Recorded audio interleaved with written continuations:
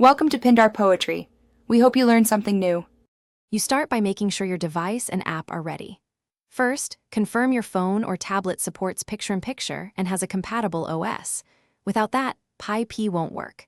Next, update the Jiohotstar app to the latest release so the feature is available. Finally, open System Settings and enable picture-in-picture permission for the app. Once done, return to the app, sign in if needed, and prepare the video you want to watch in small screen mode. You now get the video into picture-in-picture. Start playing a show or movie in full screen inside Jiohotstar.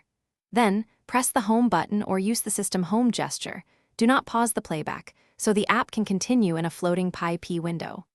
Once PyP appears, you can drag it to any corner and pinch or drag to resize, making it bigger or smaller.